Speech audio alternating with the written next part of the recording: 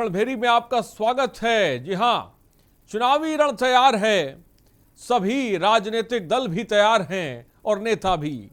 उत्तर प्रदेश से लेकर दिल्ली तक में सियासी हलचल तेज है। राजनीतिक दलों की सेनाएं दौड़ लगा रही हैं। इनके सेनापति घोड़ों पर सवार होकर निकल पड़े हैं, क्योंकि सभी दलों को सिर्फ चुनावी रण फतेह करना है। हर राज्य, हर जिले में पार्टियां अपना परचम लहराना चाहती हैं, क्योंकि सभी राजनीतिक दल भली भांति जानते हैं कि सत्ता पर काबिज होना इतना आसान नहीं है।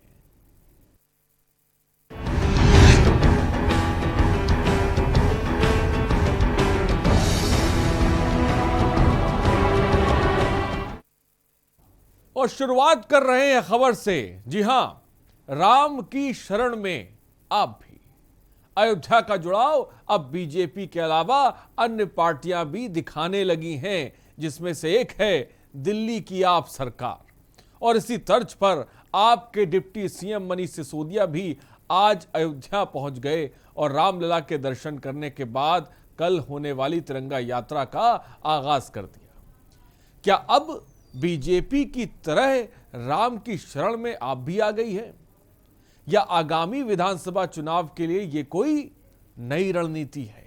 करेंगे इसी पर चर्चा, लेकिन पहले यह रिपोर्ट देखिए।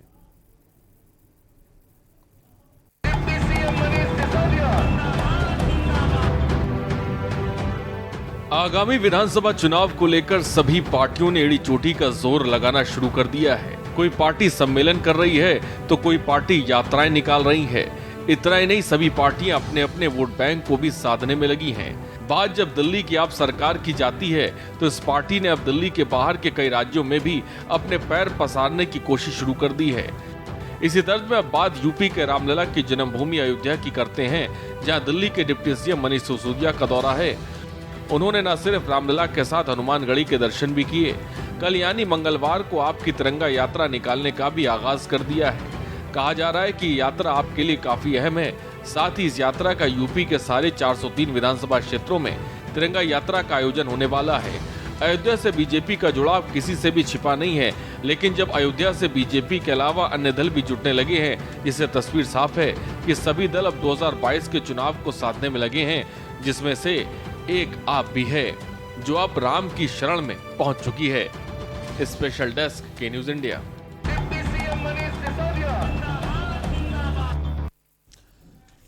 तो अयोध्या की सरजमी हमेशा से ही तमाम राजनीतिक पार्टियों को अपनी तरफ आकर्षित करती रही है, और इस बार भी हम देख रहे हैं कि आम आदमी पार्टी भी राम की शरण में नजर आ रही है। तिरंगा यात्रा का आगाज करने जा रही है।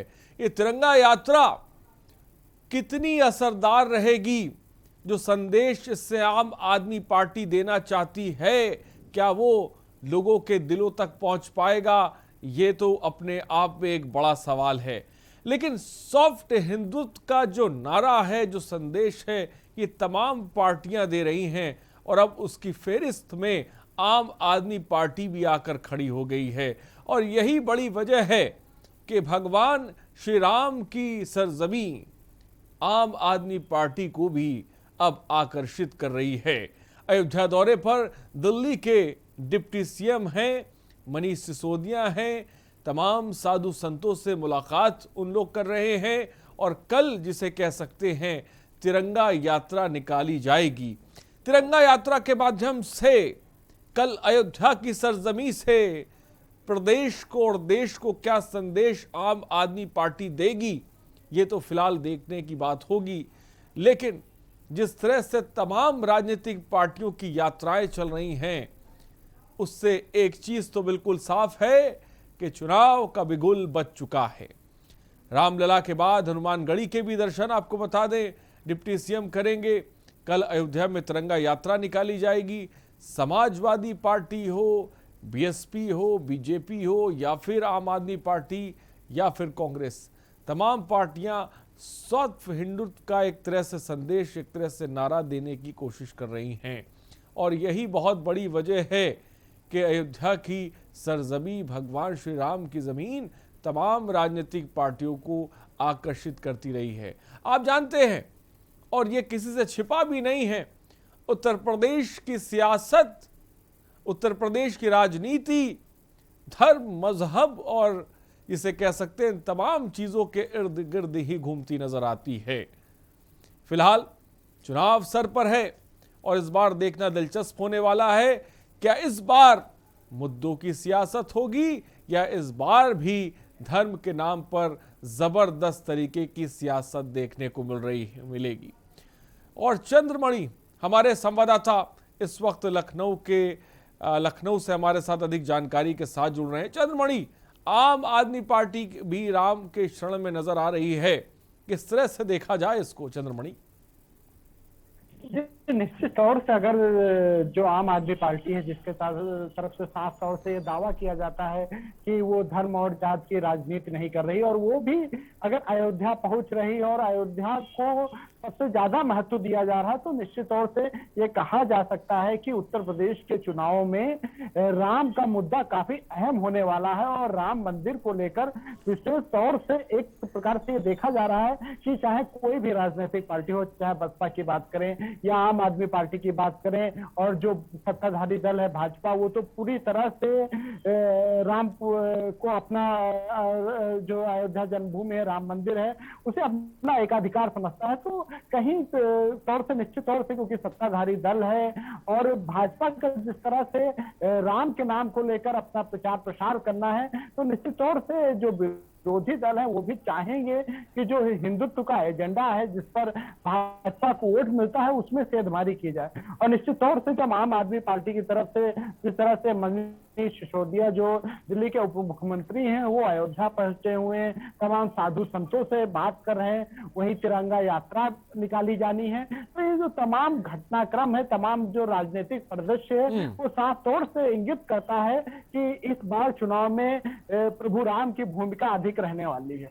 जी। तो प्रभु राम की भूमिका अधिक रहने वाली है। चंद्रमणि, हमने देखा तमाम पार्टियां, चाहे वो कांग्रेस हो, समाजवादी पार्टी हो, बीएसपी हो, सॉफ्ट हिंदुत्व का जिसे कह सकते हैं संदेश देने की तमाम पार्टियां कोशिश कर रही हैं, और अब ऐसा लग रहा है कि आम आदमी पार्टी भी उस फेरिस्त में आके खड़ी हो गई है।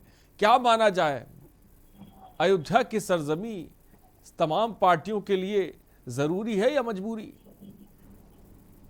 जी, इसको जरूरी भी कह सकते हैं और मजबूरी भी कह सकते हैं, क्योंकि जिस तरह से भाजपा का एकाधिकार है, अगर बात करें सॉफ्ट हिंदुत्व को लेकर उत्तर प्रदेश में, और जो बीते चुनाव हुए हैं उनसे साफ स्पष्ट नजर आ रहा है कि जो हिंदुत्व की राजनीति है उसमें जो भाजपा है वो जो अन्य दल हैं उनको काफी पीछे छोड़ दे रही है। और यही कारण है कि भाजपा को पिछले चुनाव में 51% के आसपास वोट मिला है। तो निश्चित तौर से दर्शाता है कि अगर हिंदुत्व के नाम पर वोट लेना है तो ये दिखाना पड़ेगा कि वो भी हिंदू प्रेमी है, क्योंकि अगर बात करें मुस्लिम वोट की तो प्रदेश में उतना संख्या में नहीं आते कि वो सरकार बना सके।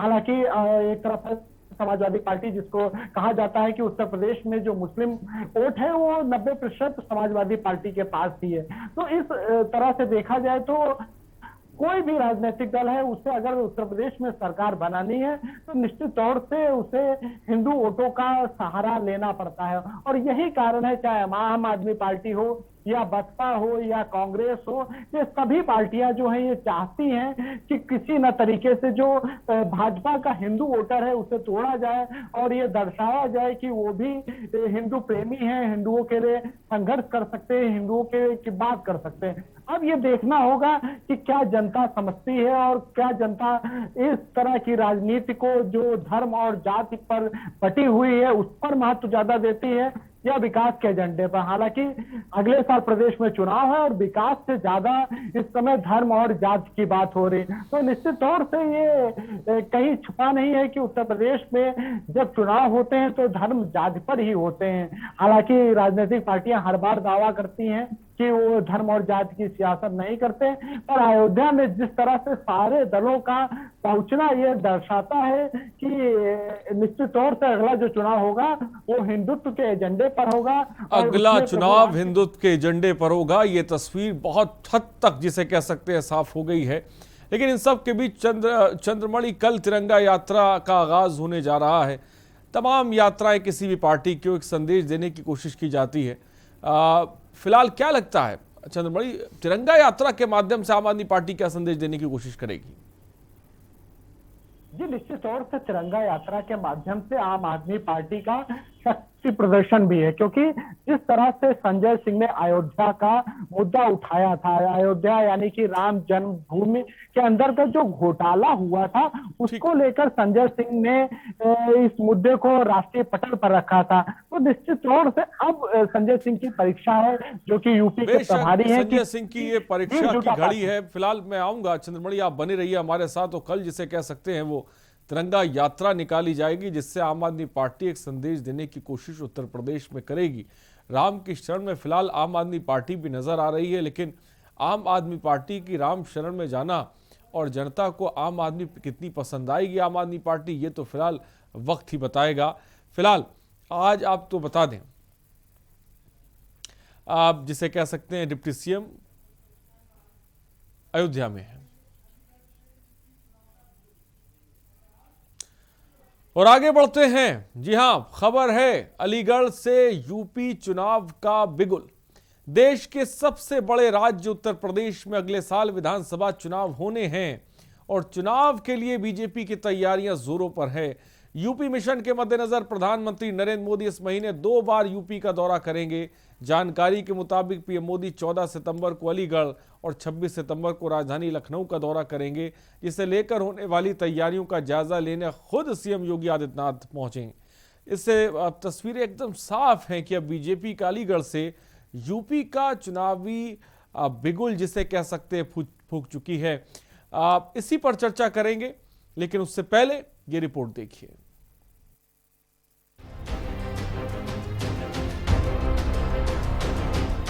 प्रधानमंत्री नरेंद्र मोदी कल यानी मंगलवार को अलीगढ़ में होंगे। वो लोधा में राजा महेंद्र प्रताप सिंह यूनिवर्सिटी व डिफेंस कॉरिडोर का शिलान्यास करेंगे।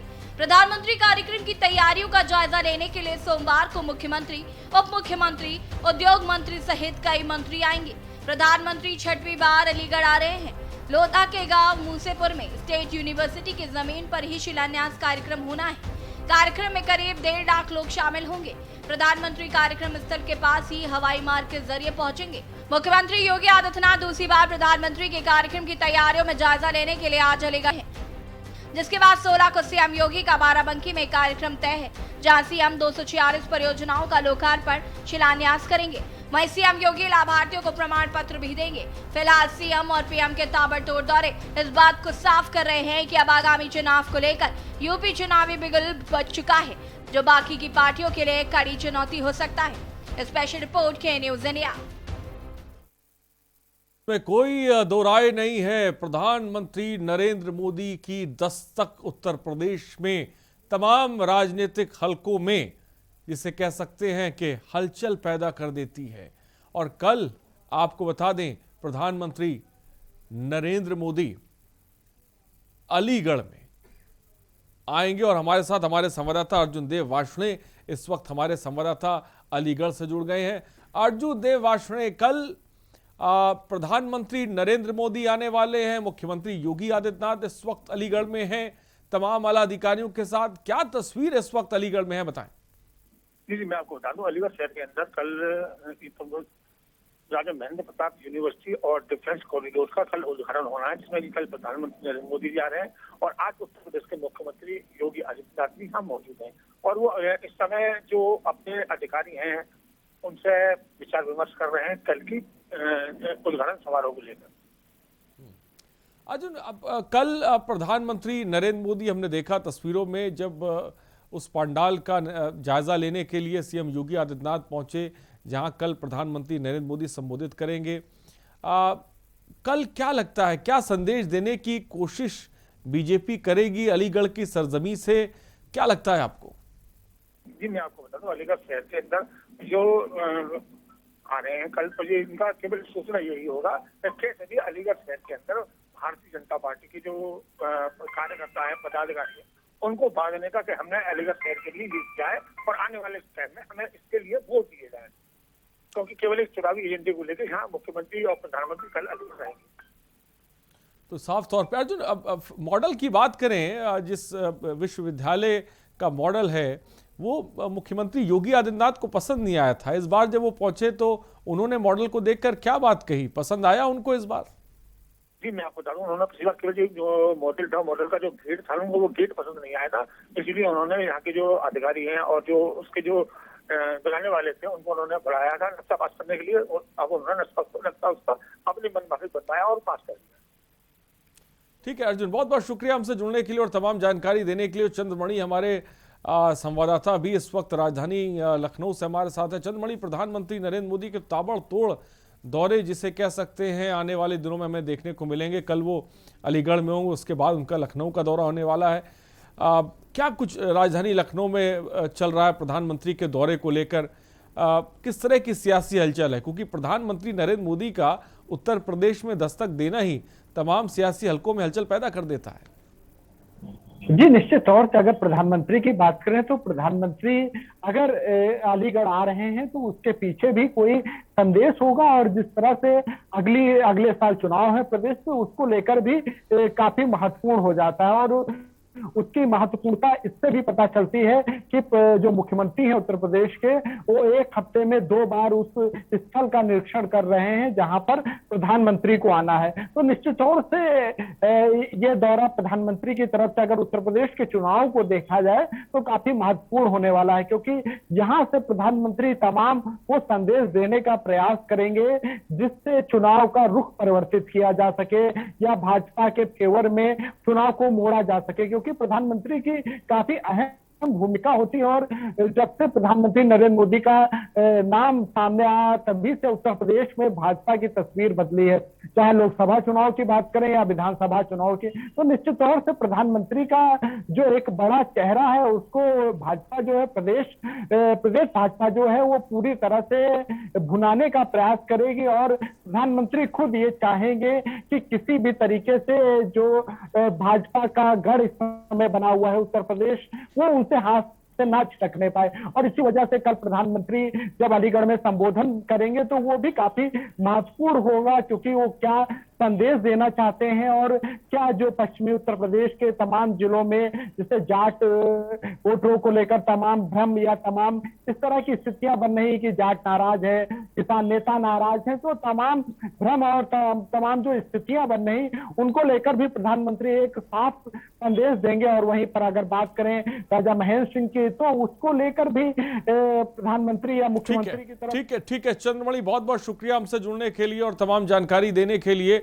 तो सीएम ने अलीगढ़ में तैयारियों का जायजा लिया है। प्रधानमंत्री नरेंद्र मोदी ताबड़तोड़ उत्तर प्रदेश के दौरे जिसे करते हैं वो करते आपको साफ तौर पे नजर आएंगे। और सीधे इस वक्त हम आपको अयोध्या लेके चलते हैं, जहां पर डिप्टी सीएम और पहुंच चुके हैं इस वक्त अयोध्या। हम लाइव तस्वीरें आपको दिखाने जा रहे हैं। मनीष सिसोदिया आप देख सकते हैं इस वक्त अयोध्या में है और उनके साथ यूपी प्रभारी संजय सिंह अयोध्या पहुंचे। इस वक्त साधु संतों के साथ मुलाकात चल रही है और जिस पर हमने थोड़ी देर पहले चर्चा करी, बात भी करी। श्री राम की शरण में इस वक्त दिल्ली के डिप्टी सीएम दिनेश शर्मा हैं और यूपी प्रभारी संजय सिंह यूपी प्रभारी हैं। लेकिन इन सब के बीच ये तस्वीरें बहुत अहम है, बहुत खास है, क्योंकि सॉफ्ट हिंदू का जो संदेश है वो आम आदमी पार्टी भी अयोध्या की सरजमी से प्रदेश और देश को देने की कोशिश कर रही है। और क्या ये संदेश आम आदमी तक पहुंचेगा, जिस आम आदमी के लिए ये आम आदमी पार्टी में, ये बड़ा सवाल है। फिलहाल ये मुलाकात काफी अहम है, हम आपको दिखा रहे हैं। परमार्थ और स्वार्थ, जीवन में स्वार्थ और परमार्थ। ब्रह्मा जी ने अपनी सृष्टि में मात्र 2 वस्तु का ही निर्माण किया, जैसे नदी का 2 ये किनारा और लास्ट। तो इसे प्रत्येक जीव के जीवन का 2 ही किनारा है, जन्म और मृत्यु। इसके बीच में सारी क्रम और कड़ियां जुड़ी हुई है, लेकिन नीति प्रीति परमार्थ स्वार्थ गौन राम सन जान यथार्थ। श्री सीताराम जी युगल उपासना में हम लोग यहाँ प्रमुख स्थान, इसके हजारों स्थान पूरे देश में और सैकड़ों स्थान अयोध्या में राम जी तो गोविंद जी से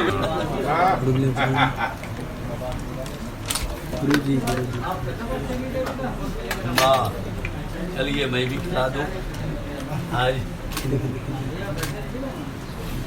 मंगल मंगल मंगल। सर ये हाथ जय हो यार, अभी रुक जाओ, आते नहीं तुम नहीं अयोध्या पुनः पुनः आते रहिए। स्वागत हम लोग। जय श्री राम। महाराज जी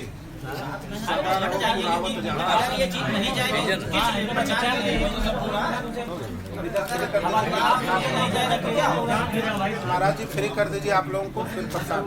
हाँ जी जी जी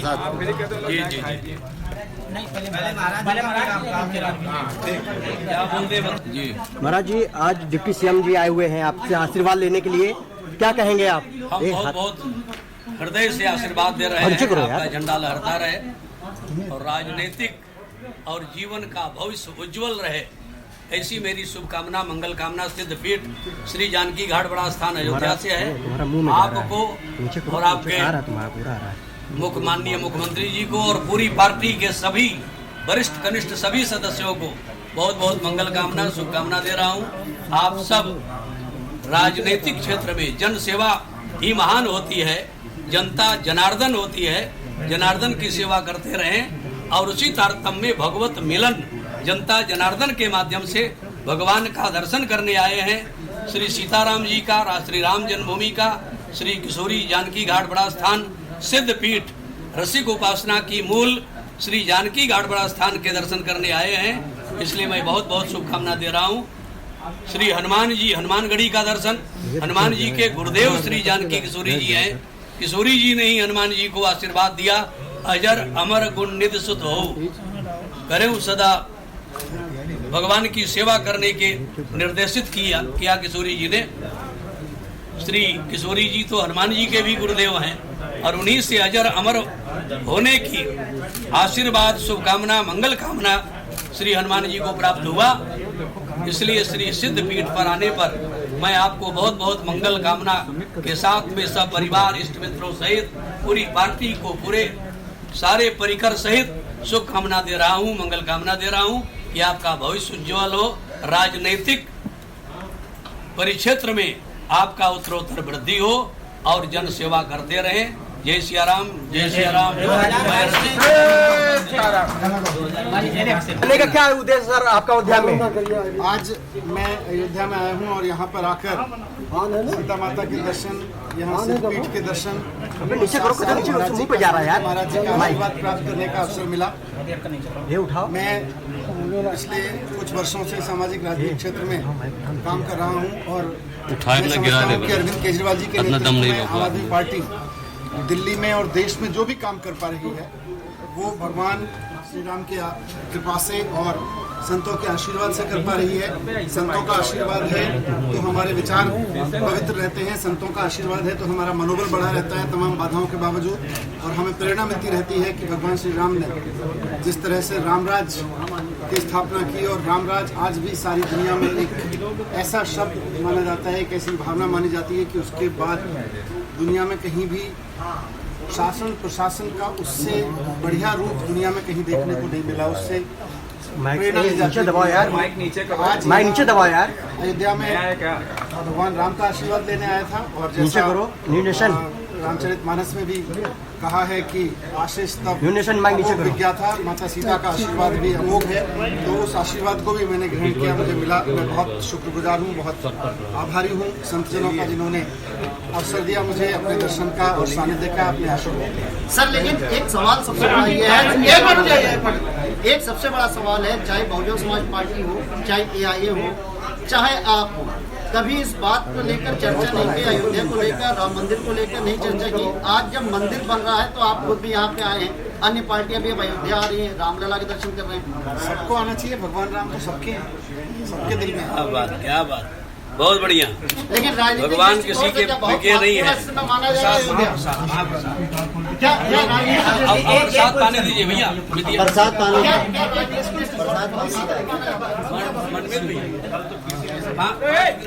सर, आज आपका आने का उद्देश्य क्या है अयोध्या में, और 2022 को लेकर के जो रणनीति है आपकी यूपी में, क्या तैयारियां हैं और क्या रणनीति है? अयोध्या में भगवान राम का आशीर्वाद लेने, भगवान राम की कृपा प्राप्त करने के लिए मैं यहाँ आया हूँ।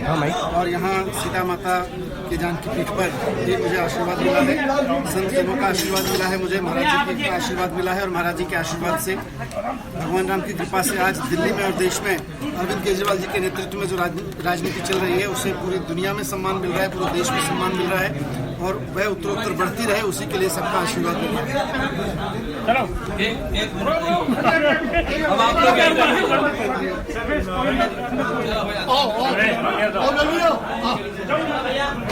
डिप्टी सीएम मनीष सिसोदिया साहब को आपने सुना, जहां पर उन्होंने कहा कि मैं भगवान श्री राम का आशीर्वाद लेने आया हूं। भगवान श्री राम सबके हैं।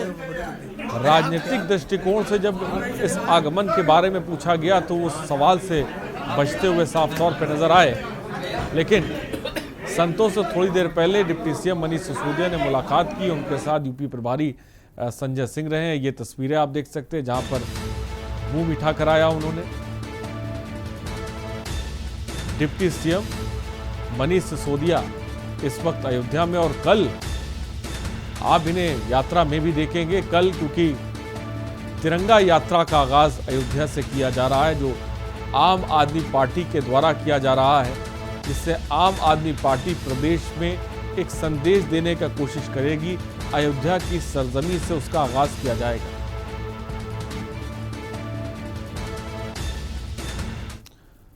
और आगे बढ़ते खबर है गुजरात में पटेल राज। जी हां, यूपी की राजनीति के बाद अब रुख हम गुजरात का भी कर लेते हैं।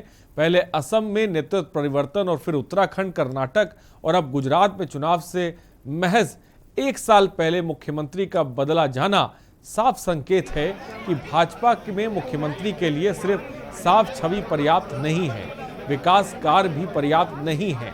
जनता के बीच ये भावना जरूरी है कि विकास हो रहा है। जिस तरह 4-5 महीनों में चेहरे बदल गए, उसके बाद ये चर्चा भी तेज हो गई है कि अन्य राज्यों में भी बदलाव हो सकता है।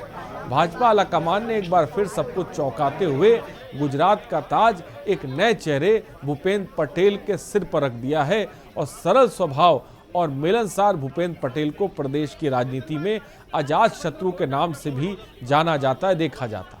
नए सीएम को लेकर 2 दिनों तक चली चर्चा में उनका दूर तक कहीं नामो निशान नहीं था, और पहली बार विधायक बने पटेल को सोमवार दोपहर करीब 2 बजे राजभवन में गुजरात के 17वें मुख्यमंत्री के रूप में उन्हें शपथ दिलाई गई, अब से थोड़ी देर पहले। इससे एक तस्वीर तो साफ होती है कि बीजेपी का ये फेरबदल आगामी विधानसभा चुनाव 2022 के लिए काफी फायदेमंद साबित हो सकता है। लेकिन इन सब के बीच भविष्य के गर्भ में क्या छुपा है, ये तो देखना दिलचस्प है। फिलहाल गुजरात को नए मुख्यमंत्री मिल चुके हैं।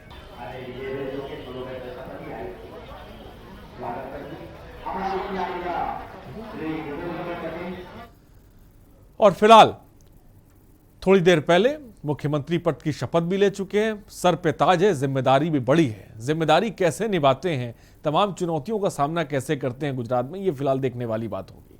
खास पेशकश में इतना ही। बने रहिए हमारे साथ। नमस्कार।